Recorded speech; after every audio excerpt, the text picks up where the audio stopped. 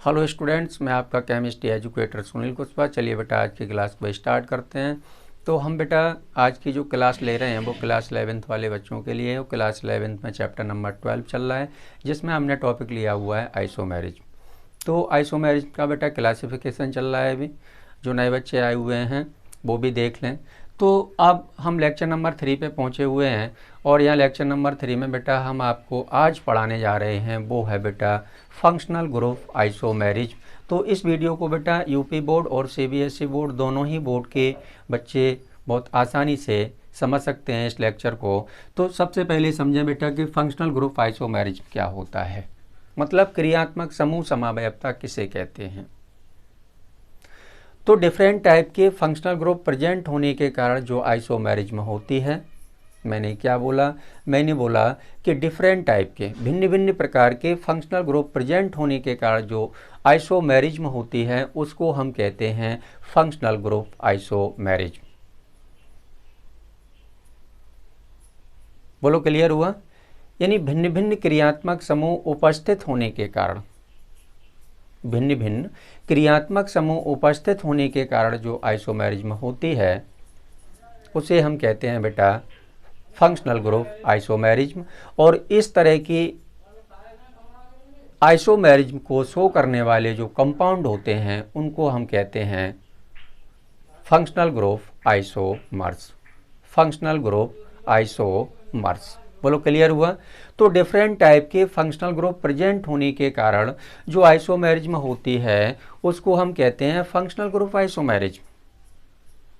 वो इस तरह की जो कंपाउंड समावयवता या आइसोमेरिज्म को शो करते हैं उनको कहते हैं फंक्शनल ग्रुप आइसोमर्स।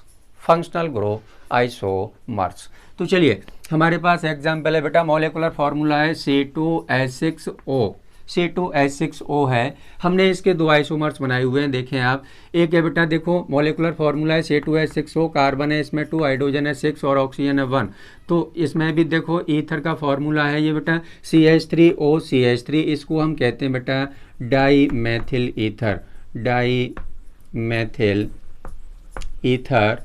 और सेकेंड है बेटा CH3CH2OH, जिसको हम कह रहे हैं बेटा एथेनॉल या एथिल एल्कोहल, एथेनॉल या एथिल एल्कोहल।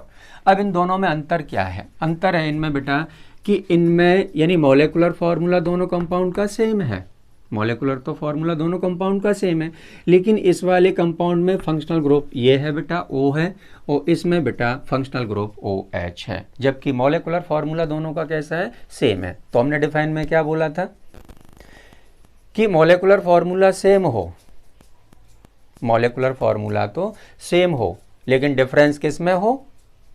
फंक्शनल ग्रुप में अंतर होना चाहिए, उसको हम कहते हैं फंक्शनल ग्रुप आइसोमेरिज्म। तो डिफाइन को एक बार फिर समझें। डिफरेंट टाइप के फंक्शनल ग्रुप प्रेजेंट होने के कारण जो आइसोमेरिज्म होती है उसको हम कहते हैं बेटा फंक्शनल ग्रुप आइसोमेरिज्म। और इस तरह की आइसोमेरिज्म को शो करने वाले जो कंपाउंड होते हैं उनको कहते हैं functional group isomers. Functional group isomers. अब इसमें बताएं आप कि चलो बताते हैं इसमें कि फंक्शनल ग्रुप आइसोमर्स कौन से हैं भैया। तो ये जो ईथर है, डाई एथिल ईथर है और एथेनॉल है, इसको हम बोलेंगे बेटा आइसोमर्स, यानी फंक्शनल ग्रुप आइसोमर्स बोलेंगे, फंक्शनल ग्रुप आइसोमर्स। क्यों बोलेंगे इनको? क्यों इन कंपाउंड को फंक्शनल ग्रुप आइसोमर्स इसलिए बोल रहे हैं क्योंकि ये फंक्शनल ग्रुप आइसोमेरिज्म को शो कर रहे हैं। क्लियर है ना? फंक्शनल ग्रुप आइसोमेरिज्म को शो कर रहे हैं। तो एक बात याद रखनी है कि डिफरेंट टाइप के आइडेंटिफाई करते समय ये ध्यान रखना है कि डिफरेंट टाइप के क्या फंक्शनल ग्रुप हैं या नहीं हैं। अगर डिफरेंट टाइप के फंक्शनल ग्रुप हैं तो भैया फंक्शनल ग्रुप आइसोमेरिज्म है। ठीक है ना? केवल एक मेन वर्ड याद रखना है, डिफरेंट टाइप के फंक्शनल ग्रुप। चलिए आगे चलते हैं सेकंड एग्जाम्पल की तरफ। सेकंड एग्जाम्पल है C3H4। मॉलिक्यूलर फार्मूला है बेटा C3 और H4। ये सेकंड एग्जाम्पल है, ये फर्स्ट हो गया बेटा, ये सेकंड एग्जाम्पल है। मॉलिक्यूलर फार्मूला है C3H4। C3H4 के हमें दो आइसोमर्स देखो हम बनाते हैं। फर्स्ट है बेटा एल्काइन, फर्स्ट है एल्काइन, सेकंड है बेटा डाईइन, डाईइन। अब देखो कार्बन तो 3 रहेंगे, हाइड्रोजन बेटा कितने रहेंगे? हाइड्रोजन 4 रहेंगे। तो क्या होगा? देखें आप, CH मतलब कार्बन हमारे पास 3 रहेंगे, कार्बन तो 3 रहेंगे, लेकिन हाइड्रोजन हमारे पास 4 रहेंगे, तो CH3 single bond C, triple bond बेटा और CH। देखो कार्बन कितने हो गए, 1 2 और ये 3। क्या है, एल्काइन है। कौन सा एल्काइन है, देखो इसका नाम क्या लिख सकते हैं, एल्काइन भी कह सकते हैं, एल्काइन -1 भी कह सकते हैं, या 1 एल्काइन भी कह सकते हैं इसको। अब यहाँ बात कर लेते हैं डाइईन की। डाइईन की अगर हम बात करें तो CH2 double bond C, double bond CH2, diene हो गया। प्रोपेन यानी 3 कार्बन एटम की चेन है, तो क्या बोलेंगे, प्रोप, यानी नंबरिंग इधर से कर दो या इधर से कर दो, बात एक ही है, तो 1 2 और बेटा 3। तो ये हो गया हमारा डाइईन। क्योंकि डाइईन हमने इसलिए लगाया है क्योंकि यहाँ पर बेटा जो डबल बॉन्ड है वो 2 हैं, ठीक है ना, यहाँ पर ट्रिपल बॉन्ड है वो 1 है। तो इसमें देखो, इसमें भी कार्बन 3 है, इसमें भी कार्बन 3 है बेटा, इसमें हाइड्रोजन 4 है बेटा, इसमें भी हाइड्रोजन 4 है। तो ये दोनों आइसोमर्स कैसे होंगे हमारे, इन दोनों आइसोमर्स को हम बोलेंगे फंक्शनल ग्रुप आइसोमर्स, ठीक है ना। क्या बोलेंगे, फंक्शनल ग्रुप आइसोमर्स बोलेंगे। याद रखें वर्ड को, फंक्शनल ग्रुप आइसोमर्स बोलेंगे। चलिए नोट करते जाएं आप। अब देखते हैं बेटा, थर्ड एग्जाम्पल है, मॉलिक्यूलर फार्मूला हमने लिख दिया है। थर्ड में बेटा मॉलिक्यूलर फार्मूला है C3H6O2, C3H6O2। इसके देखो यहाँ पर कितने मैक्सिमम आइसोमर्स बन रहे हैं, उन पर हम ध्यान देते हैं। तो यहाँ हम कितने आइसोमर्स बना रहे हैं उसको देखेंगे आप। तो फर्स्ट है बेटा एसिड, इसके 3 आइसोमर्स यहाँ पर हम बनाने वाले हैं, ध्यान से देखेंगे आप। फर्स्ट है बेटा एस्टर, सॉरी एसिड, फर्स्ट है बेटा एसिड, सेकेंड है बेटा एस्टर और थर्ड है हाइड्रोक्सी कार्बोनिल। थर्ड आइसोमर्स है hydroxy carbonyl, hydroxy carbonyl 3 isomers हैं। देखो फॉर्मूला, मॉलिक्यूलर फार्मूला सेम है, तीनों का मॉलिक्यूलर फार्मूला सेम है। 3 कार्बन है, 6 हाइड्रोजन है और 2 ऑक्सीजन है। तो सबसे पहला है बेटा एसिड, तो हम इसको क्या लिख सकते हैं, CH3 सिंगल बॉन्ड CH2 और COOH, मतलब हो गया एथेनोइक एसिड हो गया, प्रोपेनोइक एसिड, प्रोपेनोइक एसिड हो गया। बोलो सबको समझ में आ रहा है, प्रोपेनोइक एसिड, 3 कार्बन एटम की चेन है, प्रोपेनोइक एसिड। अब सेकंड है बेटा एस्टर, सेकंड है एस्टर, हमारे पास कार्बन 3 होने चाहिए, ठीक है ना, कार्बन 3 होने चाहिए। तो CH3 बेटा single bond C, double bond O और सिंगल बॉन्ड O, और कितना हो गया, हाइड्रोजन हमारे पास होने चाहिए CH3, ये हो गया बेटा एस्टर, ठीक है ना, एस्टर हो गया CH3 COO CH3। अब देखो हाइड्रोजन 6 हो गए हमारे पास, ऑक्सीजन हमारे पास 2 हो गए, कार्बन बेटा 3 हो गए, क्लियर है ना, कार्बन 3 हो गए। अब हम बात करते हैं हाइड्रोक्सी कार्बोनिल की, हाइड्रोक्सी कार्बोनिल की। केवल कार्बन की संख्या को याद रखना है, हाइड्रोजन की संख्या को और ऑक्सीजन की संख्या को याद रखना है आपको, ठीक है ना। चलिए आगे चलते हैं। तो हाइड्रोक्सी कार्बोनिल CH3 बेटा सिंगल बॉन्ड CH के नीचे जोड़ दो OH और इधर जोड़ दो बेटा C सिंगल बॉन्ड H और डबल बॉन्ड O, इसको बोलेंगे हम हाइड्रोक्सी कार्बोनिल, हाइड्रोक्सी कार्बोनिल, क्योंकि कार्बोनिल ग्रुप है हाइड्रोक्सी कार्बोनिल, ठीक है ना बेटा, कार्बोनिल। तो जो C3H6O2 था हमारा, ये मॉलिक्यूलर फार्मूला था। इस मॉलिक्यूलर फार्मूला से हमने क्या बनाए, 3 आइसोमर्स बनाए हैं, और तीनों आइसोमर्स में आपको दिख रहा है, क्या दिख रहा है बेटा, तीनों आइसोमर्स में आपको दिख रहा है कि डिफरेंट टाइप के फंक्शनल ग्रुप हैं। इसमें देखो कार्बोक्सिलिक एसिड है, इसमें देखो CH3COO, ये फंक्शनल ग्रुप है, और इसमें देखो CHO और OH है, ठीक है ना। तो डिफरेंट टाइप के फंक्शनल ग्रुप हैं तीनों में। तो हमने डिफाइन में भी बोला था, डिफाइन में क्या मैंने लिख भी दिया, define compound which have same molecular formula, compound which have same molecular formula but different functional group. तो मॉलिक्यूलर फार्मूला यदि सेम है, मॉलिक्यूलर फार्मूला तो सेम है, लेकिन फंक्शनल ग्रुप हैं वो भिन्न भिन्न प्रकार के हैं, तो इसे हम कहते हैं फंक्शनल ग्रुप आइसोमेरिज्म, या जो यूपी बोर्ड वाले बच्चे हैं वो ऐसे कह सकते हैं कि जब भिन्न भिन्न प्रकार के फंक्शनल ग्रुप उपस्थित होने के कारण जो आइसोमेरिज्म होती है उसको हम कहते हैं फंक्शनल ग्रुप आइसोमेरिज्म, यानी क्रियात्मक समूह समावयवता कहते हैं डिफरेंट टाइप की फंक्शनल ग्रुप होने के कारण। चलिए नोट कर लें इस एग्जाम्पल को आप जल्दी से बेटा। फोर्थ एग्जाम्पल की तरफ चलते हैं बेटा। साइनाइड और आइसोसाइनाइड, सभी बच्चों को फॉर्मूला पता है, साइनाइड और आइसोसाइनाइड। चलिए पहले फॉर्मूला देखते हैं। तो साइनाइड का फॉर्मूला होता है बेटा, यानी साइनाइड का एक एग्जाम्पल ले रहा हूँ मैं CH3CN, और आइसोसाइनाइड का ले रहा हूँ बेटा CH3NC, N डबल बॉन्ड और कोऑर्डिनेट बॉन्ड C। ये हो गया बेटा साइनाइड और ये हो गया आइसोसाइनाइड। तो इसको हम क्या कहते हैं बेटा, इसको,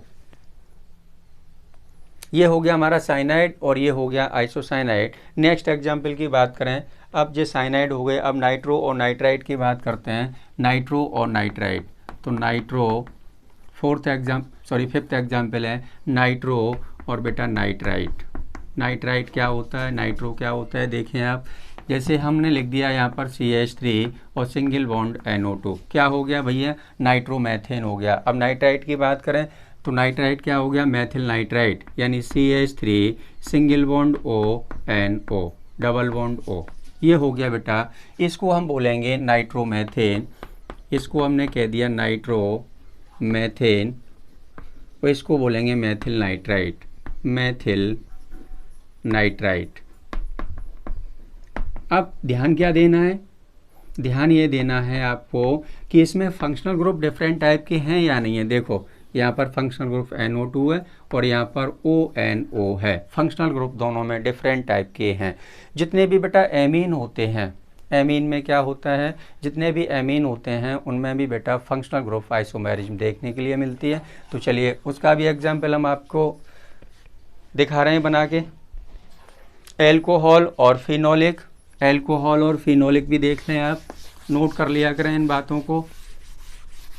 एल्कोहल और फिनोलिक, एक में एल्कोहलिक ग्रुप होगा, एक में फिनोलिक ग्रुप होगा। तो एग्जाम्पल नंबर 6 है, एल्कोहलिक की पहले बात कर लेते हैं, ठीक है ना। तो बेंजीन रिंग बनाना है बेटा, इसको बोलेंगे, क्या नाम देंगे इसको, बेंजिल एल्कोहल कहते हैं, ठीक है ना। इसमें फंक्शनल ग्रुप क्या है, एल्कोहल, तो ये एल्कोहलिक हो गया बेटा, एल्कोहलिक। अब फिनोलिक की बात करें हम, तो फिनोलिक का देखो चीज़ वही है, यानी यहाँ पर हमने जोड़ दिया बेटा OH और ऑर्थो पोजीशन पर हमने जोड़ दिया CH3, ठीक है ना।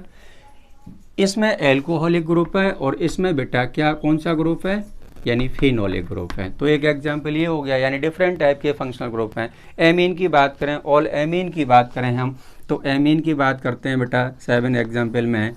एमीन, एमाइन, एमाइन बोलें या एमीन बोलें आप, देखो एमीन का जो जनरल फार्मूला होता है वो होता है बेटा RNH2, R single bond NH2। तो इसको हम बोलते हैं RNH2 को बेटा 1 डिग्री एमीन। अब इसमें से एक हाइड्रोजन को हटा दें, एक एल्किल ग्रुप को जोड़ दें, ठीक है ना। जैसे इसको हमने कह दिया बेटा 1 डिग्री एमाइन, 1 डिग्री एमाइन। अब एक यहाँ से हाइड्रोजन को हम हटा दें, क्या कर दें, एक एल्किल ग्रुप को और जोड़ दें, तो यहाँ रह जाएगा बेटा NH और ये R, इसको हमने बोला 2 डिग्री एमीन, ठीक है ना। थर्ड देखें आप, R, एक हाइड्रोजन को और यहाँ से रिप्लेस कर दें, तो क्या बचा RN सिंगल बॉन्ड R और सिंगल बॉन्ड R, तो ये हो गया बेटा 3 डिग्री एमीन, 3 डिग्री एमीन। तो जो ऑल एमीन होते हैं वो क्या करते हैं बेटा, फंक्शनल ग्रुप आइसोमेरिज्म को शो करते हैं। तो ये था आज का टॉपिक, फंक्शनल ग्रुप आइसोमेरिज्म, ठीक है ना। चलिए इसको आप नोट कर लें जल्दी से और डिफाइन भी आप नोट कर लें।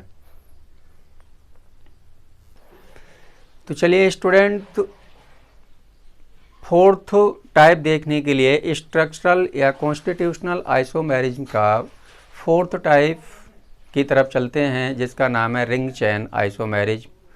तो बेटा रिंग चेन आइसोमेरिज्म क्या होता है, एल्केन बनने के लिए जितने हाइड्रोजन की ज़रूरत होती है, क्या याद रखना है आपको, केवल एक लाइन याद रखनी है कि एल्केन बनने के लिए कितने हाइड्रोजन की ज़रूरत है। तो यहाँ पर एक वर्ड आने वाला है नंबर ऑफ DU, उसको समझें आप कि नंबर ऑफ DU क्या होता है एल्केन बनने के लिए, है ना।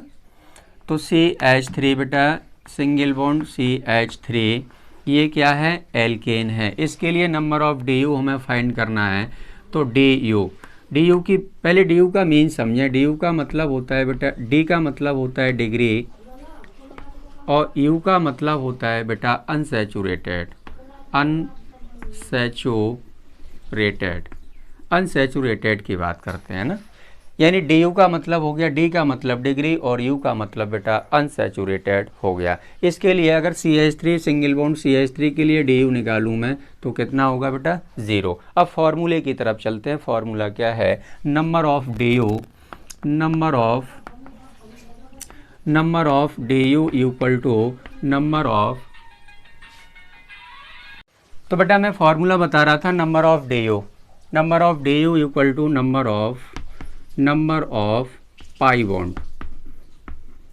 किसी भी कंपाउंड में जितने पाई बॉन्ड होंगे उतने ही उसके पास नंबर ऑफ DU होंगे। इस फॉर्मूले को आप नोट कर लें, ठीक है ना। तो इसमें देखो कितने बेटा, एक ही सिंगल बॉन्ड है तो सिंगल बॉन्ड में बता दूं आपको कि सिंगल बॉन्ड होता है बेटा वो सिग्मा बॉन्ड होता है। डबल बॉन्ड में एक सिग्मा एक पाई होता है। ट्रिपल बॉन्ड में ऊपर वाला एक सिग्मा और ये 2 पाई होते हैं, ठीक है ना। ये सभी बच्चों को आता है। तो इसमें जो एथेन है बेटा, एथेन में एक सिंगल बॉन्ड है, ठीक है ना। यानी सब पूरे एथेन में ही जो कार्बन की 4 वैलेंसी है वो केवल सिंगल बॉन्ड से डायरेक्ट ही अटैच है हाइड्रोजन। तो इसमें कोई भी डबल बॉन्ड नहीं नज़र आ रहा है। जब बेटा डबल बॉन्ड नहीं है तो उसमें पाई बॉन्ड कहाँ से आएगा। तो जब पाई बॉन्ड है ही नहीं तो DU की वैल्यू कितनी होगी, 0 होगी। तो चलिए आगे चलते हैं अब दूसरे एग्जाम्पल की तरफ। हमारे पास सेकेंड एग्जाम्पल है बेटा। सेकेंड एग्जाम्पल की बात करें तो CH2 डबल बॉन्ड CH2 यानी एथीन का फॉर्मूला है ये। इसमें नंबर ऑफ DU हमें फाइंड करना है। तो इसमें देखो ऊपर वाला सिग्मा हो गया, नीचे वाला पाई हो गया। तो यहाँ पर कितने हाइड्रोजन की ज़रूरत है, हमने स्टार्टिंग में बोला था कि एल्केन बनने के लिए कितने हाइड्रोजन की ज़रूरत है, उसको कहते हैं बेटा DU, ठीक है ना। चलिए तो कितने हाइड्रोजन की ज़रूरत है वो हम फाइंड करते हैं यहाँ पर। तो यहाँ पर पाई बॉन्ड कितने हैं बेटा 1 है। तो नंबर ऑफ DU इसके लिए कितना निकल के आएगा बेटा, नंबर ऑफ DU निकल के आएगा इसके लिए बेटा 1, ठीक है ना। तो इसमें इस कार्बन पर एक हाइड्रोजन की ज़रूरत है, एक हाइड्रोजन की इस कार्बन पर ज़रूरत है। जो DU निकल के आया है वो ओनली 1 कार्बन के लिए निकल के आया है, ठीक है ना। तो एक कार्बन पर एक हाइड्रोजन की ज़रूरत है। तो हमारे पास कार्बन कितने हैं यहाँ 2, तो कितने हाइड्रोजन की ज़रूरत होगी बेटा 2 की। तो इसमें 2 का मल्टीप्लाई कर दो, कितना हो गया बेटा 2 हाइड्रोजन की इसमें। यानी एल्कीन से एल्केन बनने में 2 हाइड्रोजन की ज़रूरत है। ये मैंने स्टार्टिंग में ही बोला था कि एल्केन बनने के लिए कितने हाइड्रोजन की ज़रूरत है, मेन पॉइंट हमारा ये था। तो इसमें बेटा 2 हाइड्रोजन की ज़रूरत है। नेक्स्ट आगे चलते हैं, इसको आप नोट कर लें क्योंकि स्पेस नहीं है हमारे पास, है ना। चलिए नेक्स्ट एग्जाम्पल देखते हैं। CH ट्रिपल बॉन्ड बेटा CH, एथाइन का फॉर्मूला है, सभी बच्चों को मालूम है एथाइन है। तो इसमें ये वाला है बेटा क्या है, सिग्मा बॉन्ड है और ये वाले जो दोनों बॉन्ड हैं ये 2 पाई बॉन्ड हैं, मतलब 2 पाई बॉन्ड हैं इसमें, ठीक है ना। तो इसके लिए DU निकालेंगे तो कितना निकल के आएगा, देखो number of DU equal to कितने पाई बॉन्ड है, 2 पाई बॉन्ड है। तो DU की वैल्यू कितनी होगी बेटा 2 होगी। अब ये एक कार्बन पर 2 हाइड्रोजन की ज़रूरत है, एक कार्बन को 2 हाइड्रोजन की ज़रूरत है। लेकिन हमारे कंपाउंड में कार्बन कितने हैं, 2 कार्बन है। तो इसमें 2 का मल्टीप्लाई कर दो तो कितने हाइड्रोजन की ज़रूरत होगी भैया, 4 हाइड्रोजन की ज़रूरत है। क्योंकि एल्काइन से, अब इस एल्काइन से एल्केन बनने के लिए यानी 4 हाइड्रोजन की ज़रूरत पड़ने वाली है। तो क्या करेंगे यहाँ पर, देखो इसको हम लिख सकते हैं बेटा CH3 और सिंगल बॉन्ड CH3, यानी यहाँ पर हमने 2 हाइड्रोजन प्लस किए और इस कार्बन पर 2 हाइड्रोजन प्लस किए। अब ये एथाइन था बेटा किस में कन्वर्ट हो गया, एल्केन में कन्वर्ट हो गया। बातें क्लियर हैं। चलिए नेक्स्ट आगे एग्जाम्पल देखते हैं बेटा। प्रोपेन से साइक्लोप्रोपेन बनाना है। प्रोपेन स्ट्रक्चरल लीनियर स्ट्रक्चर है हमारे पास, यानी 4th एग्जाम्पल है बेटा, लीनियर स्ट्रक्चर है इस टाइप की, ठीक है ना।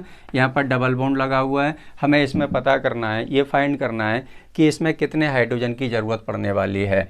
तो ये वाला बॉन्ड है बेटा सिग्मा बॉन्ड है, ये वाला भी सिग्मा है और ये वाला बेटा पाई बॉन्ड है। तो डी यू की वैल्यू कितनी निकल के आएगी, डी यू इक्वल टू आएगा बेटा 1, क्योंकि एक पाई बॉन्ड है। तो एक कार्बन पर जो यहाँ पर कार्बन है उसको कितने की ज़रूरत है, एक हाइड्रोजन की, और यहाँ पर जो कार्बन है उसको भी एक हाइड्रोजन की ज़रूरत है। तो इसका जो साइक्लिक स्ट्रक्चर होगी वो क्या होगी, यानी इसको हम बोलेंगे बेटा प्रोपीन।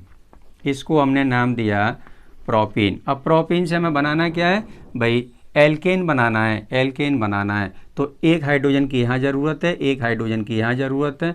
तो हमें क्या करना है, देखो प्रोपीन बनाने के लिए इस टाइप से, ठीक है ना। तो एक हाइड्रोजन प्लस हमने यहाँ किया बेटा, एक हाइड्रोजन हमने प्लस यहाँ पर किया, तो बन गया। इसको हम कैसे लिख सकते हैं, इसको लिख सकते हैं CH2 और CH2 और इसको इससे मिला सकते हैं, ठीक है ना, बन गया। इसको हमने बोला साइक्लोप्रोपेन, साइक्लोप्रोपेन। तो चलिए बेटा आज की क्लास को हम यहीं समाप्त करते हैं, इसको आप नोट कर लें।